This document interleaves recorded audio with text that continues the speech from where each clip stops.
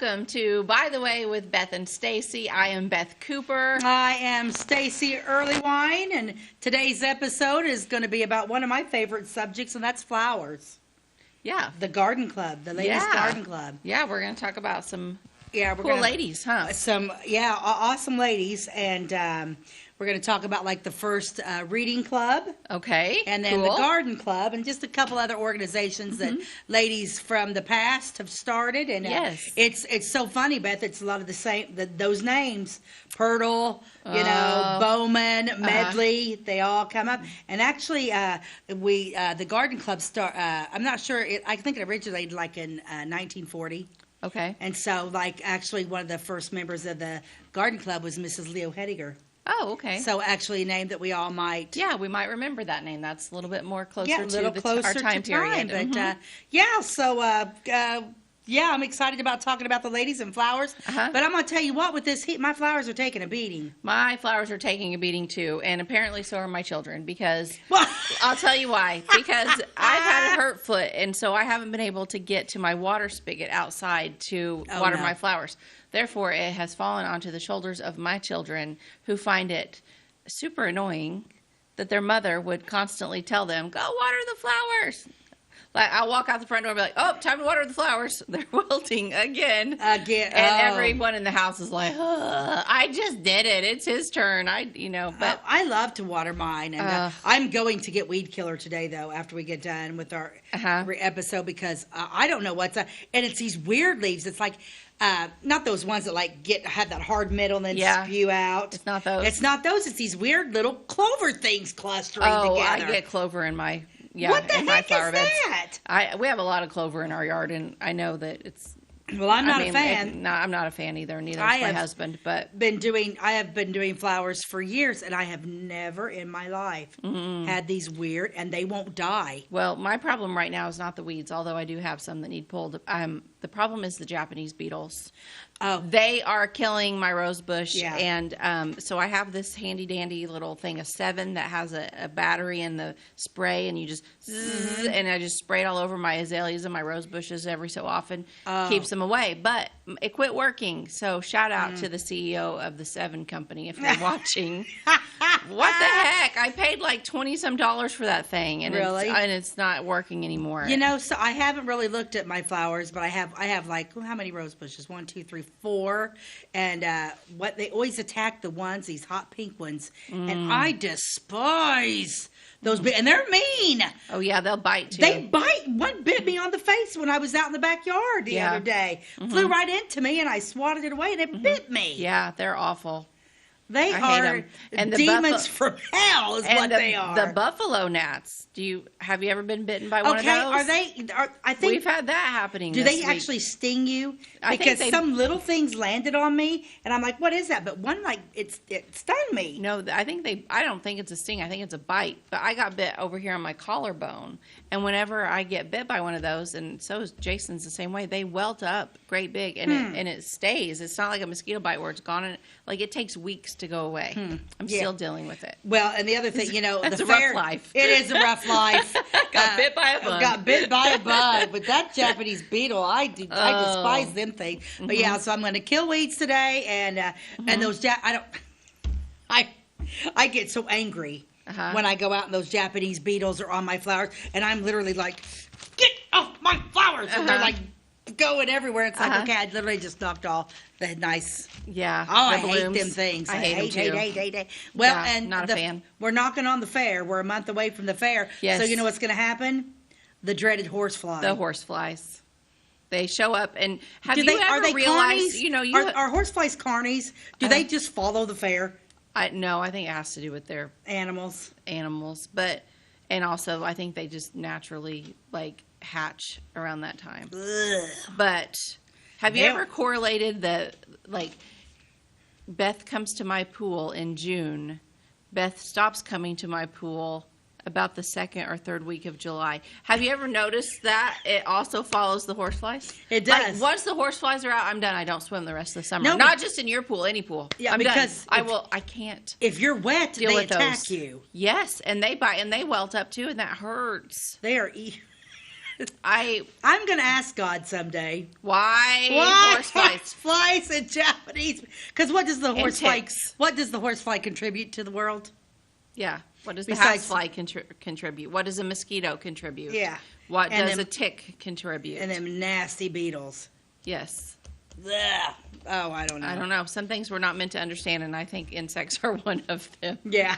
I don't understand why they're here. Of course, I understand why some of them are here, obviously. Obviously. Like bees and ants and things. But yeah. Ants are super cool, though. Yeah. If you sit there and watch, okay, so yeah. I haven't had any hummingbirds for a while. I don't know. I love watching hummingbirds, but I had a hummingbird feeder out, and I put it on one of them shepherd's hooks. And so, like, the little feeder was hanging down there. I'm like, my eyes are, I'm like, what? Did they form a chain? They formed a chain. Those ants did. It was like, the ants go marching one by one, hurrah, hurrah. I mean, I was like, watching. Isn't that amazing? I was more fascinated by watching the ants than I was like, go away, hummingbird. Yeah. It was crazy, Beth. Yeah. They were just like, yeah. Ants are fascinating. Yeah. It almost made me want to get an ant farm. But that makes me nervous. No, you don't. Because, one, I don't think that's kind to the ants that be stuck in this sandbox. Piece of plastic. Yeah. And two, like, you don't want ants in your house. That's bad news. No, but boy, I'm telling you what, I was absolutely mesmerized. Yeah, I would have sat there and watched that for a little bit too. I did. But I miss my hummingbirds, and I have a customer of mine, and she lives up here in Louisville, and she's constantly posting these. I mean, they're just hummingbirds are everywhere. Oh, really? And I'm just watching her videos because I'm like, okay, I have 5 feeders out, not one hummingbird, probably because of the ants. But I've got them hanging now, and I don't get I don't have any hummingbird feeders, but I do get hummingbirds every year around some of my hanging baskets. But I did go with completely different colorway this year with my flowers. Okay. And I'm not seeing any hummingbirds. What did you do? I went to pink and purple this year. And they don't like that? I don't know. This is just the hypothesis. I have no idea. Yeah. And in past years, I've always done red and white flowers. Yeah. And my porch has a red, white, and blue theme. This year, I was gifted some purple flowers that were beautiful, so then I just kind of went with the whole purple and pink thing. You might be right, because now that I think about it, I don't have a lot of red flowers. I've got pink, I got yellow, I've got everything. Do you have very many white? I have some white, yeah. Okay. Do they like white? I don't know. I am not a bird expert, not a flower expert. Why are you not either one of those? I'm just a mom in Illinois just winging it. That's all I am. Every day, just winging it. Yeah, I'll tell you why. I was over at my son Max the other day watching Jack and Joanna, and Jack's like, get out of here, bird, get out of here, bird. And I'm like, what? And he's like out their back window. He's standing there. They got bird feeders out there. And I mean, in their backyard, they had like 2 or 3 blue jays. Oh. Cardinals. Oh, wow. So Jack and JoJo and I, we just sit on the back porch and just watch these birds. They have the most amazing birds. They do have a tree line right there behind their house. Okay. So I'm wondering, but Jack's like, those bluebirds are bad, y'all. Yeah. They're mean. The blue jays are mean. They are mean. Boy, they're pretty, though. Yeah, they are. But no, they're the bullies. They're the bullies of the blue jay bird world. Yes, and they go to other birds' nests and eat their eggs and stuff, I think. Oh, so they're cannibals? Not of their own, but they're like the aggressive one. Huh, I didn't know that. Mm-hmm. Interesting, yeah. Mm-hmm. No, I didn't know that. But anyway, so we got some ladies' reading club and the garden club. Let's talk about this a little bit. Mm-hmm. Well, it came across when we did an episode on famous firsts of Clay County, and I came across the first reading club, the First Ladies Reading Club. And that's literally what that's what it's called. And it started in 1886. And when I read a little bit, we'll have to take a commercial break once I get started. We'll have to piece this up a little bit. But there's a couple of lines that when I was reading, I was like, what does that mean? So, on January 29th, 1886, 6 ladies met at the home of Mrs. H.C. Barnard. Once again, right off the bat, it's it'd be like I would be Mrs. J.S. Earlywine. So we're back to all the initials because nobody used their real names.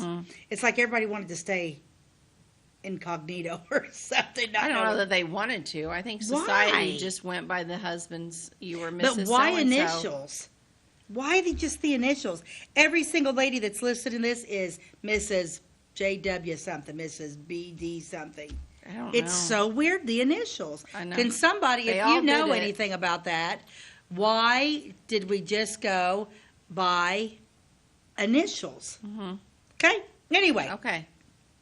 So at the home of Mrs. H.C. Barnard, for the purpose of organizing a ladies' reading club. Ooh, lovely, pinkies darling. up, Yeah. pinkies up, darling. And then we'll go to the theater afterwards and Yes. have a spot of tea. We shall. It's been quite lovely. Yes, the object being literary cultivation. Ooh, does it say what books they read? That's what I want to know. No, but we'll find out. From the earliest days of Flora, clubs have sprung up and flourished for a time. But the members of this club point with pride to the fact that it has held its meetings uninterruptedly for almost 15 years. Okay, so we started a ladies' club, and their pride is because their meetings have been held uninterruptedly for 15 years. So they were doing it already, and then they just decided to make it an actual club? I don't know. Why would it be? I'm confused by that. See, I'm confused by the writing of that. Yeah. So they'd already been doing it for 15 years, uninterruptedly. Uninterruptedly. So does that 15 mean years straight. They never missed a meeting. that's got to be what it is? I wonder if it was like all of them.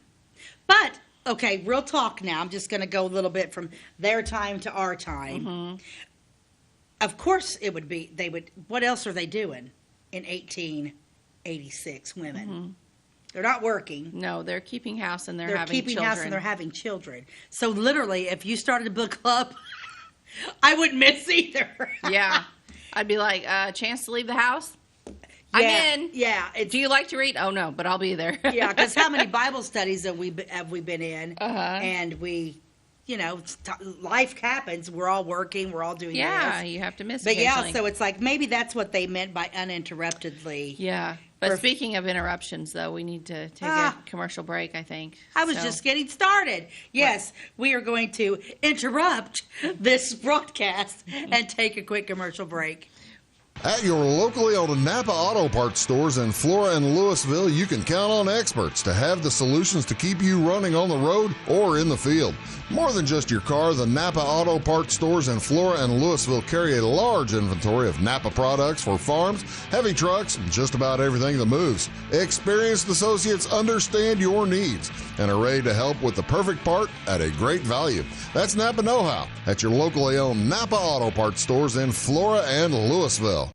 Briscoe Surplus Sales on the northeast edge of Flora is your one-stop do-it-all shop. Looking for rugged boots and footwear from great brands like Lacrosse, Rocky, and Carolina? They're there. How about top-notch small engine parts and service? Briscoe Surplus Sales has it. Whether you're wiring your switches or switching your wiring, Briscoe Surplus Sales has the solution and the know-how to help you get the job done right the first time. Briscoe Surplus Sales, your one-stop do-it-all shop.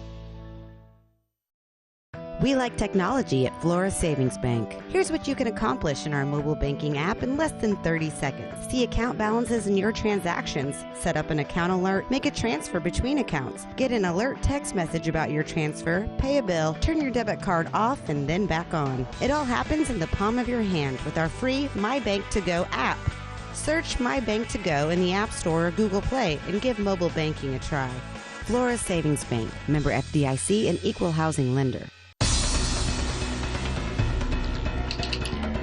Jimmy ordered lumber, doors, paint, windows, electrical, plumbing, and much more.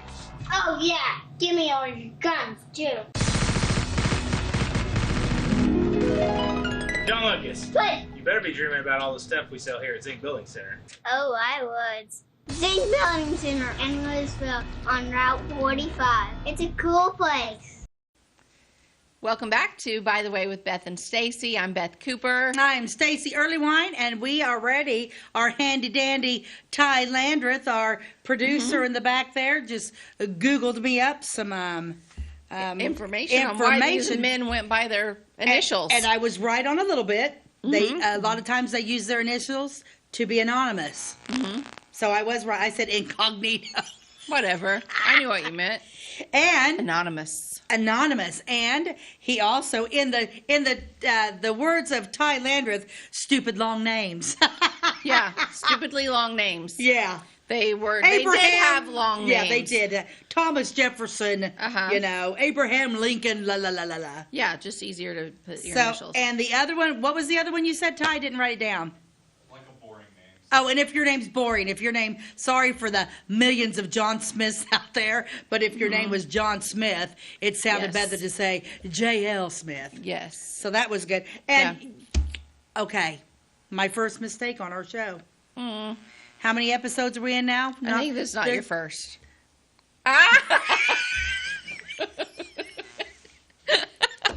She knows I love her.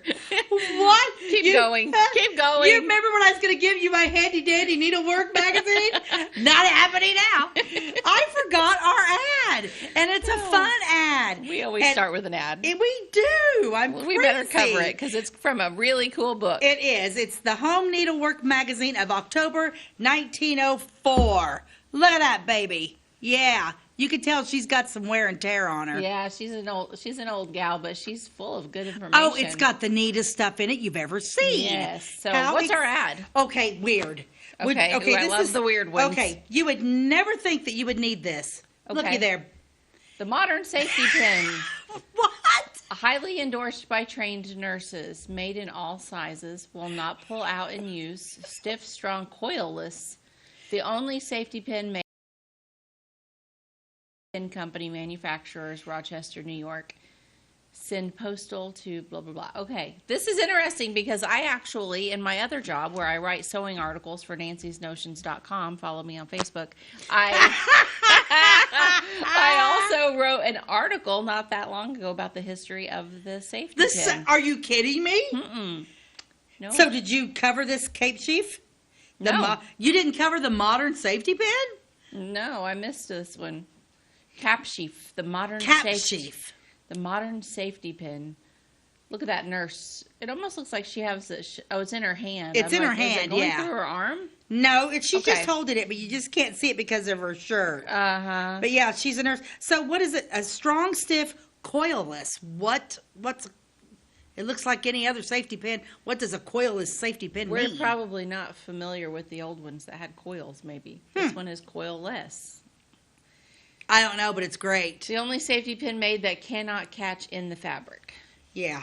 I hate safety pins. Well, safety pins, and I'm not a fan of them either. They are very dull. Even if you're a sewist and you're sewing, certain fabrics, even if you go buy brand new ones, they are dull and they do not work well. There's better options out there. Yeah, you're going to love this book. Okay. Because, can we just zoom in on this? I just came across embroidered hosiery. Okay, zoom in on this. I just found this. Look over here on this side. Look at that. Oh, wowzer. Look at that. Yes. Embroidered hosiery. Yeah. Like hose aren't itchy enough. Let's just embroider it and then let's have a bunch of that is. You're going to dig this magazine, man. Oh, yeah, I am. You're going to totally love it. Yeah, I'm going to use that to get some ideas to write about for work. Oh, it'll be great for you. Notions job, yeah. And take care of my girl. Take care of my girl. Thank you. I would also like to thank the Academy. Thank you so much. Come back. She's mine now. That doesn't work here. It doesn't work here. We're moving on, and we're talking about women's organizations in Clay County in the early days. Like, what were women up to back in the day? Where they were being uninterrupted. Yes, they had a book club where they were not interrupted. They got out of the house, and what did they read? Was it scandalous?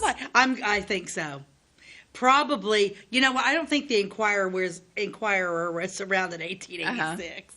But if it would, I bet these chicks would read it. Yeah. That would be super fun. Okay. So, here we go. Back to being prim and proper. Okay. Mrs. W.S. Wilson was chosen the first president upon her removal from town. Okay, back up. They kicked her out of town, the leader of the book club? Yes. She must have picked out Mrs. Wilson something. was chosen the first president. Upon her removal from town, Mrs. E.C. Park was elected to that office, serving for 10 years.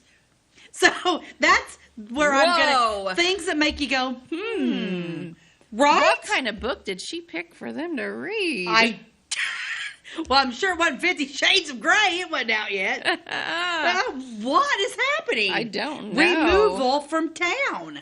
They didn't just remove her as president of the book club. No, they removed her from the town. They removed her. Is that not hysterical? That is insane. I'm telling you. Was that just a way of saying they moved away? Or I don't know. I don't think it would be. Removal. Upon her removal from town. Yeah. Yeah. So then Mrs. Park came in for 10 years. Okay. The other presidents are Mrs. A.B. Crawl, Mrs. R. Smith, the present presiding officer who has served since 1897. The active membership is limited to 20. Ooh. So you can only have 20 ladies. Oh, so it was, yeah. The honorary members are those having been removed from town and almost equal in number the limited membership.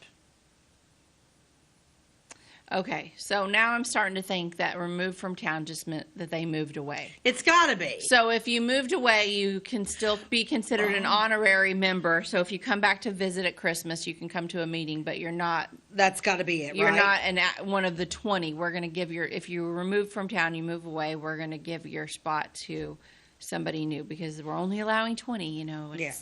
They were a very exclusive club. Yeah, it's very exclusive. Very much so. Many are the pleasant events which have taken place, but a few sad ones. Of the 45 members in the past 14 years, so 45 members in 14 years, they really didn't let a lot of newbies in, did they? No. If you only allowed 20. Yeah. But 5 of that number have been claimed by the Reaper death. Who wrote this? They're dramatic.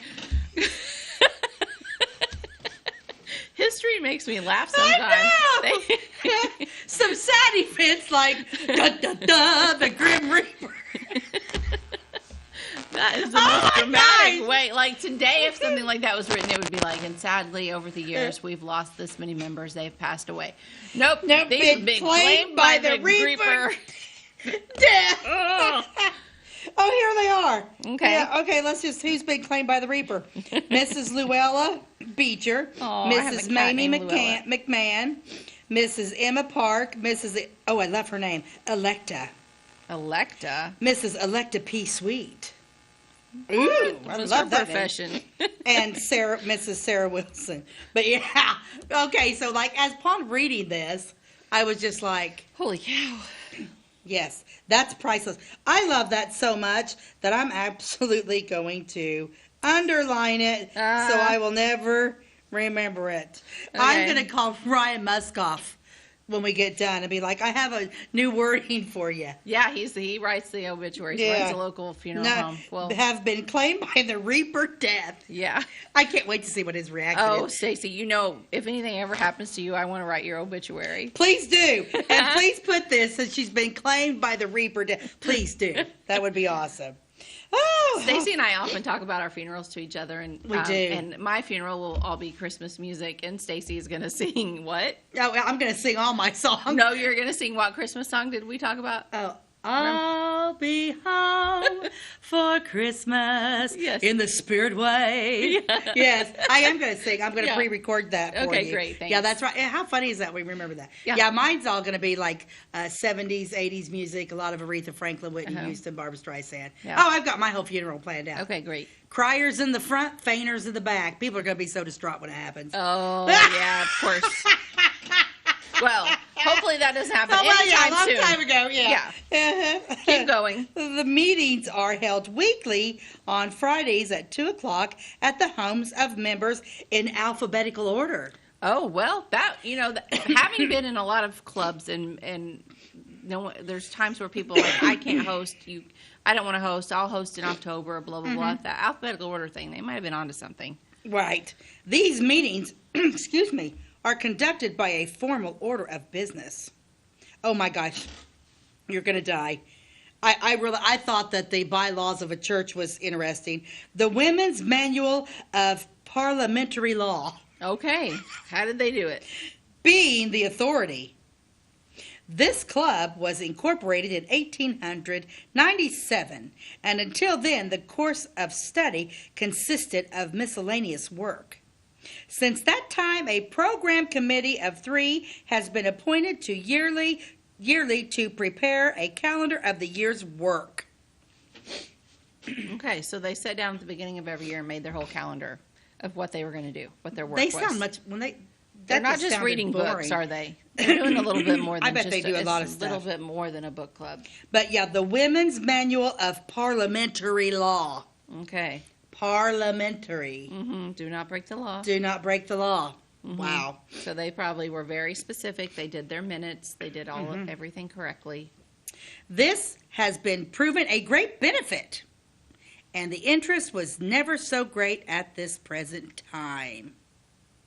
What's my time? Speaking of time, we're good. The program have been varied by the introduction of parliamentary drills and lessons in French. Oh. The programs have been varied by the introduction of parliamentary drills and French. And French. Okay, so parliamentary drills. Parliamentary drills. Yes. I'm trying to even think of what that would like. Because when I think of parliamentary, I'm like in England right now. Yeah, I'm in Britain. I'm in England. I'm thinking of just like laws, rules, like Robert's. Like when you run a business meeting, you're supposed to follow like Robert's rules of procedure or whatever. Like I second that. Yeah. Well, she made a motion. What do you do? So what in a drill? Like, okay, one person just made a motion. What do you do? Second it. Oh, yes, you're right. Okay, we did a drill. Okay. I don't know. Is that what they were doing? I don't know. I have no French. I don't know, but Parlez-vous? I don't know, but my clock just changed, and we need to take a commercial break, please. Okay. If you're looking for a loan for your brand new home, call Clay County State Bank. If you want to transfer money so your future will look sunny, call Clay County State Bank. We got checking and savings and bill pay too. An online banking, just ask our crew. For all your banking needs, we think you will agree. Clay County State Bank is the place you need to be. Clay County State Bank. At Clay City Banking Company, we're all on the same team, regardless of zip code. At home, work, school, or across the country, you can be part of our team with our cutting-edge mobile banking products. From your hand, you can check balances, transfer money, make deposits, and pay bills. Looking for a loan? We've got you covered with our mortgage, agriculture, commercial, and consumer loans. Join our team today. Clay City, Flora, Louisville, and Fairfield Banking Companies. We're the hometown banks, member FDIC, and equal housing lender. It's the weekend, and your symptoms are worsening. The morning of a big meeting and you have a bigger sore throat. Ever experienced that urgency after picking up your sick child and your community health center has already closed? You will be able to connect to a provider at crhpc.org. Even if you have never been to CRHPC, you are welcome to utilize our services. Feel better after scheduling a video visit with CRHPC. Tomorrow. Some fear the uncertainty it brings. Some trust the promise it holds. At Grinnell Mutual, we are always looking forward to tomorrow, growing and innovating. So even if the plans you have for the future aren't the same as the plans that the future holds for you, you can be ready. Because we'll be ready, like we have been for over 100 years. Trust in that. Trust in tomorrow. Talk to your mutual agent today. Your local agent is on the square. Louisville, Clay County Farmers Mutual Insurance. Welcome back to By the Way with Beth and Stacey. Today we are talking about women's clubs. We are. And the first club to be organized in Flora was the Ladies Reading Club. Yes. 1886. A lot of prominent ladies of society. But only 20 of them. But only 20 until you're removed from town or the Reaper Death comes and gets you. Yes. I'll never get over that. If you're removed from town, you become an honorary member. But if the Reaper of death comes for you, you're just out. You are done. Oh, gosh. Yeah, it just sounds so not nice. Even Final, nice. the rebirth. Yeah, crazy. Okay, so we're just talking about the programs. They do an introductory of parliamentary drills, with Beth and I are trying to ponder on that, and they do lessons in French, which doing the some of the college and stuff. French was very, they taught a lot of French. Yeah. On the 29th of January, birthday of the club, and so the recognized Fete Day, F-E-T-E. Fate. You say that, fate. F-E-T-E is fate. F-E-T-E. F-E-T-E is the word. Like fate. Like Fate Day. Yeah, it's like celebration. A special session is always held with, the husbands of the members as guests. Ooh. I kind of like They that, get where the to- ladies are like, okay, we're going to have one day on our anniversary, and the dudes can come. Mm-hmm. I like it. Special programs are always arranged for this occasion, differing sometime in character from year to year, but always include a banquet. At the first year's anniversary, the club was entertained. So I'm just going to go through here and kind of hit some of these names that we might. Barnard, Beecher, Smith, Cunningham, McFarland, Wheat, Hannah, Smith, Brown. There's a McFarland again. Looking a lot of Smiths. Griffin, McMahon, Crawl. Okay. I mean, yeah, there's Cunningham, Black, McKnight. Some of these names we've seen a lot. Wheat, I remember some Wheat we've talked about. Barnard, Cooksey, I like that name. Hamilton, Bond, Jones. So yeah, a lot of the prominent names we've talked about in the past. Yeah. But that is a little bit of a synopsis on the first ladies reading club established in Florida in 1886. What do you think those women were like? Snooty. Uh-huh. That's kind of the impression I would have of them, too. Just by them being so exclusive. Yeah, I didn't send this picture in, but look at that. There's a picture. Yeah, it's not a very good picture, so I didn't send it in. Women, they're all in their white dresses.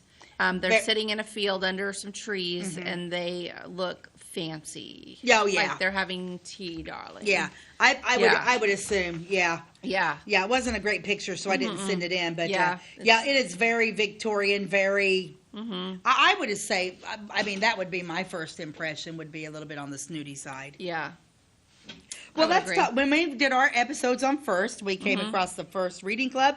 We also came across the first organization, as far as civic organization, was the Rotary. Let's talk a little bit about Rotary.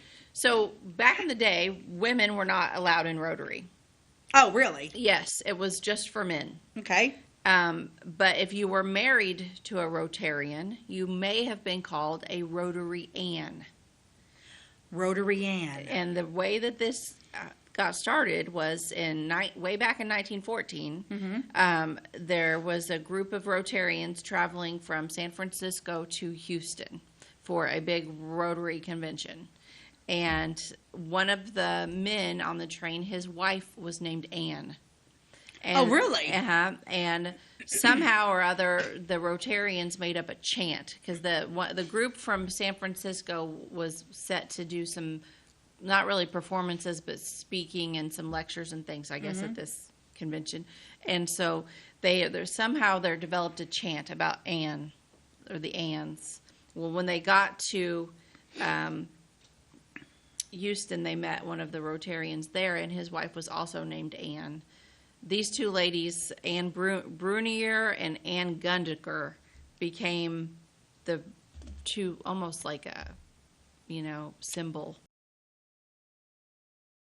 And so when they got there and they were at this big Rotary convention, they actually hoisted these two Anns up on their shoulders, and everyone was doing this chant about the Rotary Anns that were there. How interesting. And so they kind of just from there started to become known as the Rotary Anns, the wives. They really weren't members, but they were the wives of the members. So the Rotary Anns But then, and that lasted for a long time, but in 1987, same year as Is We Is that we talked about. 1987, yeah. Yes.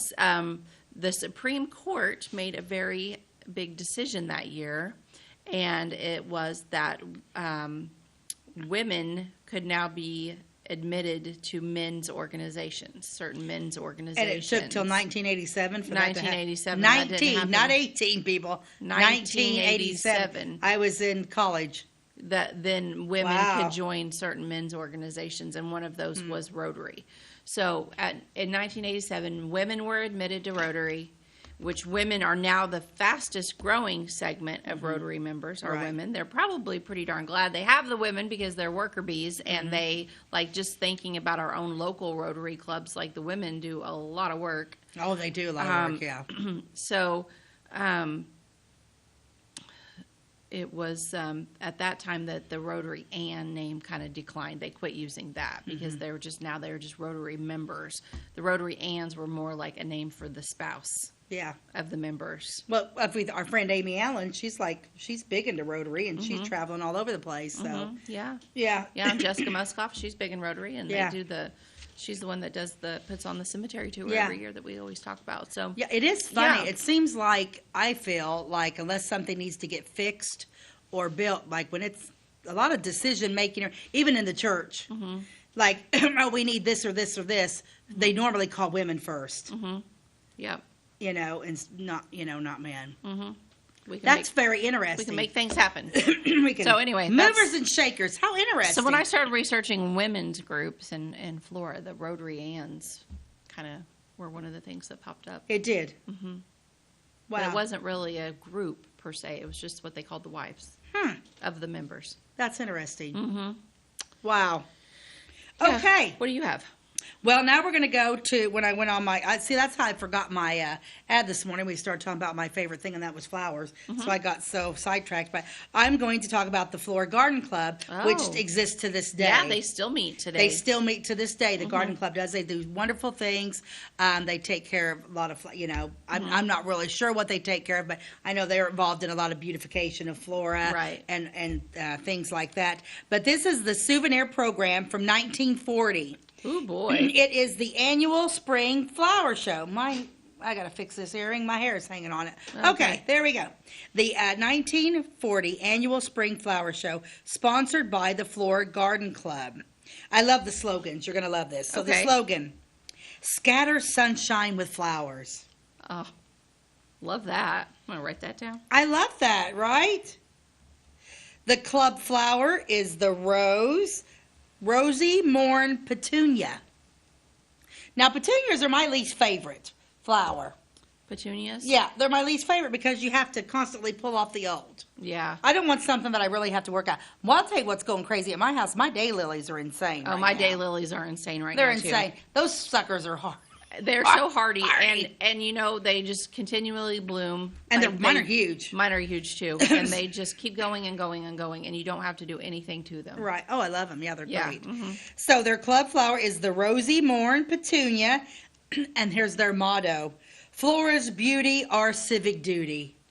Ooh, that's good. I love it. Yes. But yeah, I'll just show you this little souvenir program. This is from a flower show.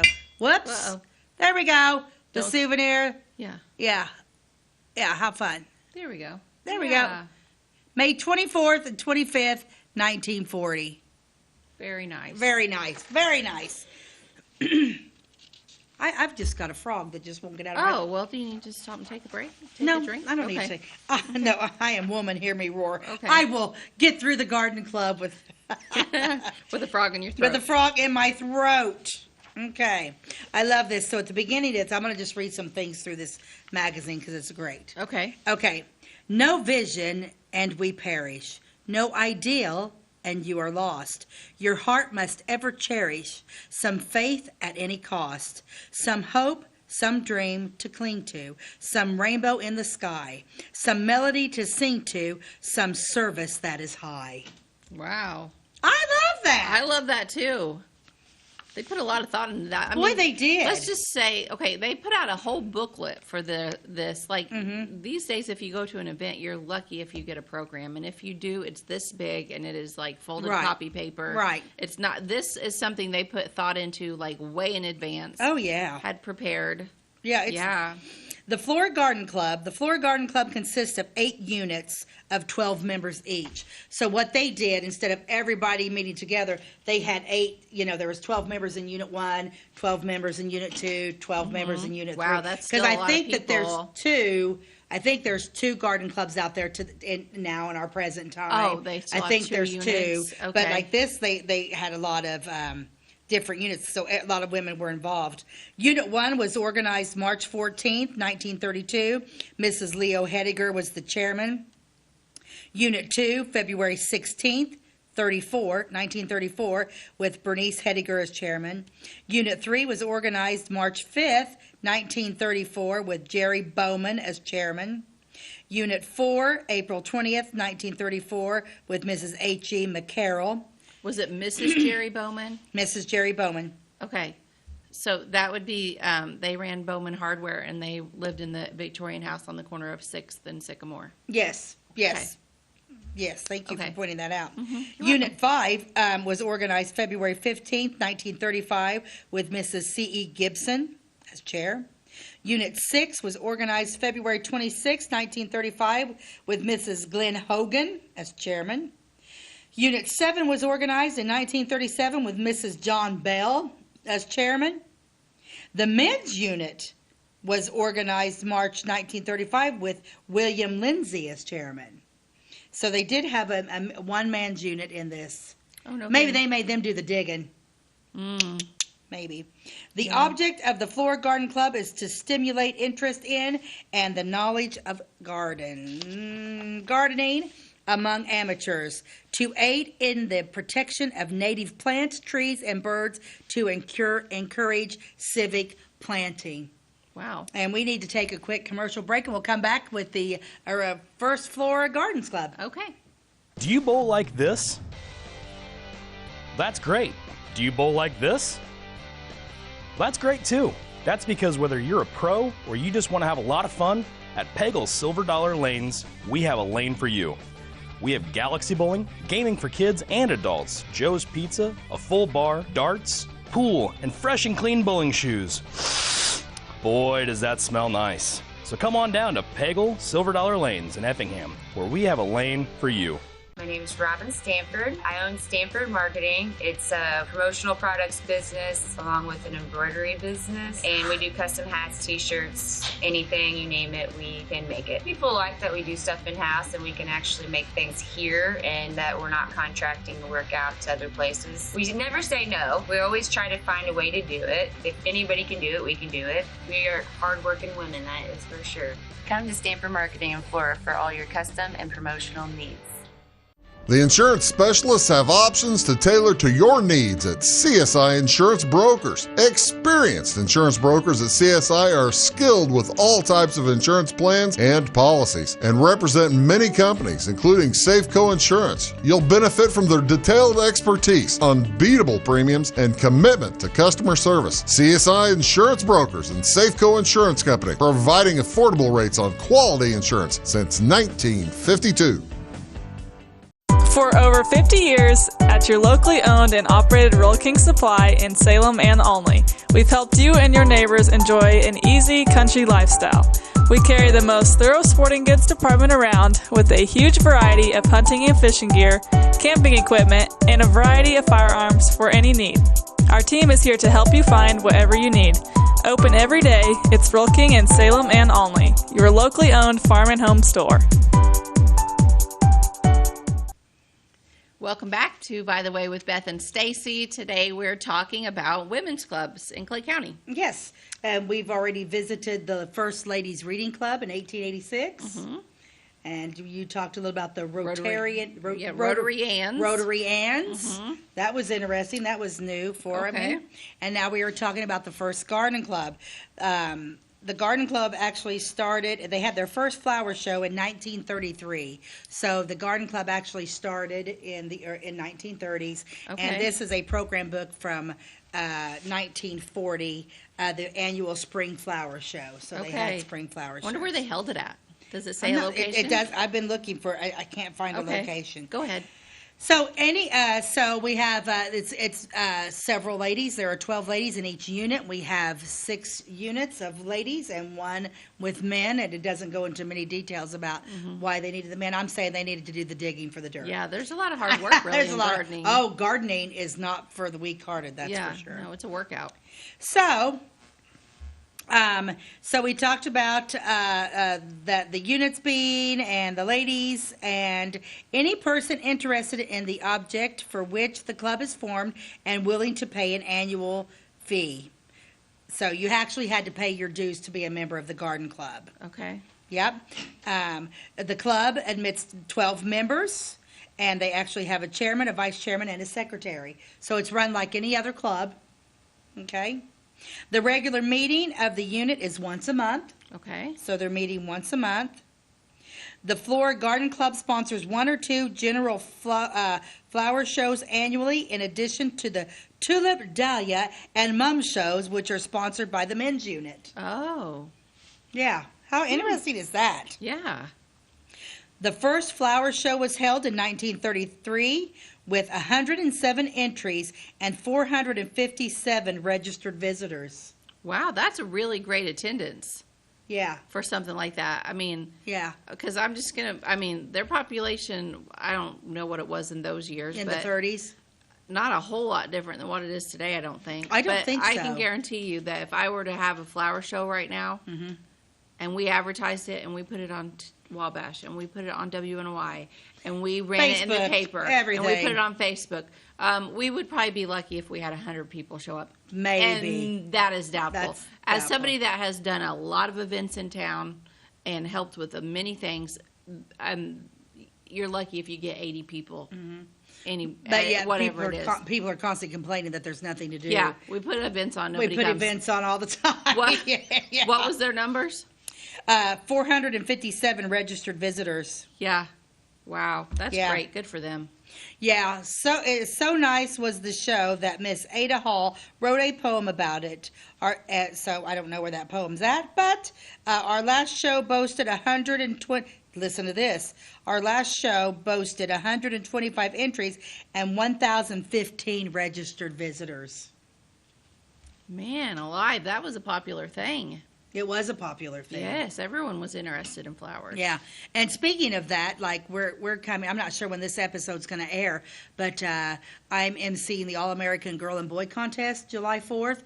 At this moment, and that's usually something that's huge. I don't know what's happening. Speaking of people that aren't entering, at this moment we only have 25 girls registered and 13 boys.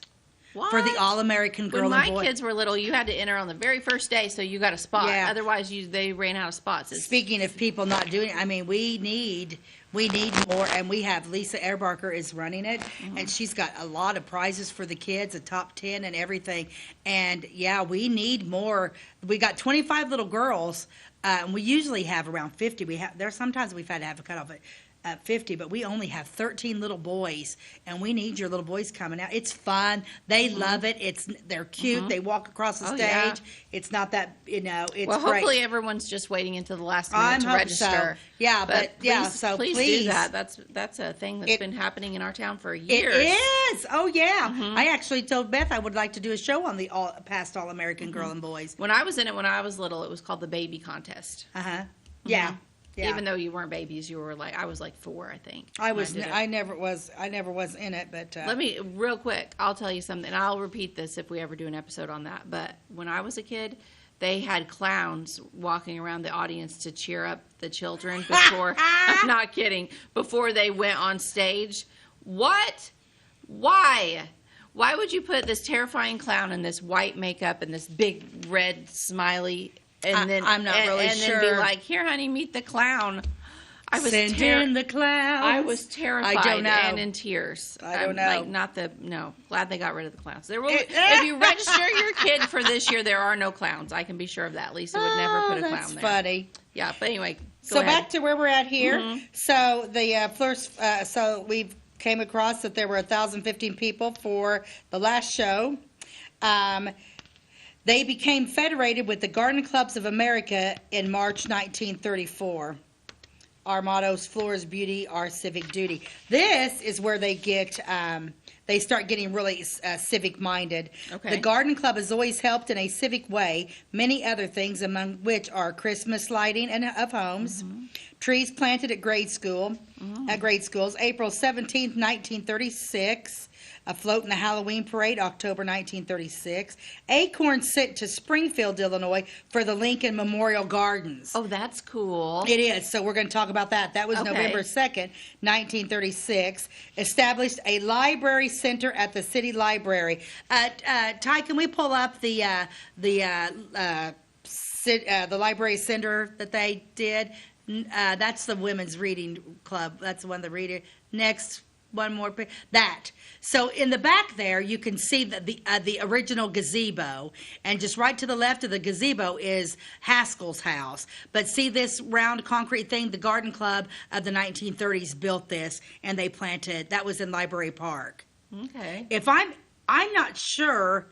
I don't feel like that's still there. Do you? No, I think that's where maybe the Korean War Memorial is now. Is that where that is? Because it's got to be right in the front. If that's where that gazebo's at, where the new gazebo is, it's got to be. But what a shame. We have other spots because that was just 70 years ago. Yeah, but maybe it all 80 years. Maybe the concrete was in It may have bad shape deteriorated. and it was. But yeah, so that's what this set of ladies they actually that's what they put in and installed for. They installed that. Yes. Okay. Okay. They purchased Bailey's Encyclopedia of Horticulture and placed it there in the library. Okay. And they had a $25 planting of a trail of downy arrowwood in the Lincoln Memorial Garden in Springfield. So our ladies went to Springfield to do a gardening there for Abraham Lincoln. The idea of the Memorial Garden was first suggested by Mrs. T.J. Knudsen, a member of the Springfield Civic Garden Association, and also a member of the Board of Directors of the Garden Club of Illinois. Okay. After receiving the hearty approval of the city authorities and the Chamber of Commerce, Mrs. Knudsen presented the project to the Garden Club of Illinois, where it was met with enthusiastic approval and is now one of the major projects of the state club and has reached that exciting period in its development when the vision is becoming a reality. Garden Club's national leaders in the Garden Club movement, organizations formed to preserve natural beauty, and Lincoln students have joined with the Garden Club of Illinois and have planted areas which particularly appeal to them. The Flora Garden Club was represented at this meeting and contributed a large box of acorns for the planting from members of this club. And this was almost 100 years ago. Yes. I wonder, oak trees take a long time to grow, but 100 years, it should be a really nice tree. It so should be I'm beautiful. assuming these gardens are still there. They're still there. Yeah, the Lincoln. Yeah, they're still there. The Memorial You guys, Gardens. we need to go there and look at the oak trees. That are ladies from Flora in the 1930s. Yes, Yeah, that's so cool. In centuries to come, our descendants will enjoy that's and cherish this garden. They were thinking about me. They're right. Therefore, only plants, the most fitting and enduring as proven by nature, must be used. Trees that will give dignity and nobility to the garden in ripe old age. The dedication of the garden was held on October 4th, 1938, when the Garden Club of Illinois held a 2-day meeting with headquarters at the Leland Hotel in Springfield. 2 days? Mm-hmm. Wow. The Florida Garden Club represented was Mrs. Leo Hediger and Mrs. H.D. Fehrenbacher. Several other members of the Flora Garden Club were present. That's wonderful. Isn't that the neatest thing? I love it. I want to give a shout out to the current members of the Flora Garden Club. Yeah. Which I'm not going to call them by name because I know a few of the ladies in there, but I don't know all of them, so I'm not going to say them all. Mhm. But I want to challenge them to do something similar. Oh, yes. Because get some acorns. I've said this on another episode, and I don't know where the city stands with Charlie Brown Park, but I see a lot of mature trees there, but I don't see any young trees.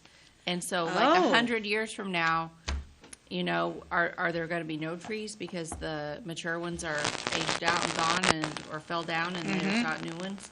I don't know. I'm not a tree person. Yeah. It's just me guessing. But why? Let's plant some trees. Even if it's not in Springfield, like. Oh yeah. Do some tree planting. Yeah, because I know for our descendants. If you kind of look around, that I don't know, but like there's still like the largest. They're in the Mosley farm down there south of Clay City has a. You need to drive me by there. I will. I'll drive you by there. It's impressive. Yeah, it's just right down on the right south of the caution light. We'll go down there. I think Jessica Muskoff has one. It's not the oldest, but one of the oldest trees in the county is in her yard. Well, didn't General Parsons? He planted like over 1,000 General trees Parsons in that did. whole area east of town, kind of out by the junior high, but also more towards, could have, for 1,000 trees, he planted them probably all over town. Yeah.